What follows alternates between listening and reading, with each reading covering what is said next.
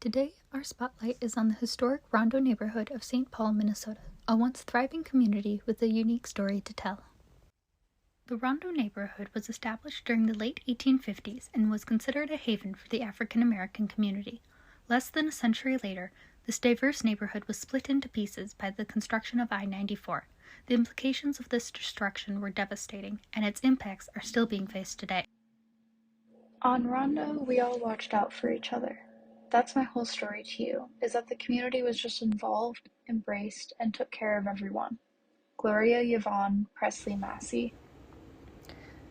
It was a gathering place, and the people were just like a large family. We never had any problems there.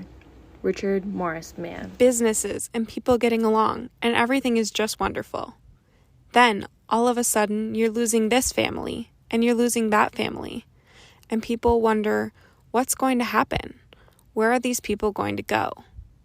Nathaniel Abdul Khalik. It was when Rondo was taken away from us. That's when everything started hurting. Gloria Jean Lindstrom Lewis. So one day, I went to school, and when I came home, these white dudes were tearing up the house with sledgehammers and axes. Not knocking it down, but later I realized they were just making it unlivable. I'm walking around, looking and wondering, what's going on?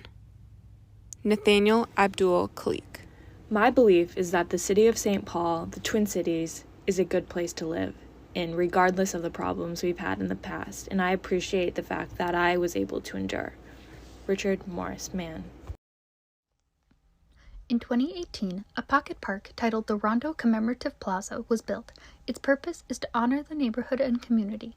The plaza's key feature is a large display containing history and information about the site's past in order to educate and honor the experiences of Rondo residents. The way in which this information is presented proves to be important. The boards that the excerpts sit on are bright yellow, making them stand out. Spotlights illuminate each board, communicating the need to spread awareness about the experiences of the Rondo neighborhood. There are also memorial pavers along the front of the boards, which have the names of families and businesses engraved on them. The end furthest away from the corner is a trellised stage area surrounded by chimes and an art installation titled Voices of Rondo. The center of the space is used for seating during events and also includes a grassy knoll. Finally, an illuminated column on the side closest to the freeway beckons people in from the highway, which can be seen across the street and down the hill. This placement is significantly symbolic, as the plaza itself looks down on the very highway that imposed the tragedies the plaza commemorates. In this exploration, we'll delve into the Rondo Commemorative Plaza, examining its significance and the memories it holds for the different generations of the community.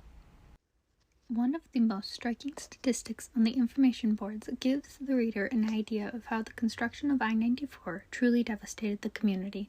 The tight-knit community was not only split apart, but also lost over 300 businesses and over 700 homes. In our pursuit of obtaining an interview to learn more about Rondo and its community, our group went to the Rondo Community Library. Though we were unsuccessful in getting an interview, we had a few interesting conversations with some of the people there. One of these interactions stood out to us. We approached a girl who was working at a computer in the library and asked if she would be interested in participating in our interview. Though she declined, she told us that she was from the Rondo neighborhood. She described that this event is difficult for her to think about and that she tries her best not to dwell on the past and to live for the moment that she is in. We felt that this interaction taught us a lot about the feelings that the youth may face in regards to Rondo's past and how they may want to proceed in healing and moving forward.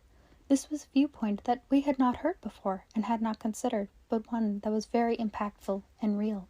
The destruction of the Rondo neighborhood is a tragedy. It is important to recognize the impacts that were had when this event occurred and how the consequences and repercussions of this calamity are still being felt today.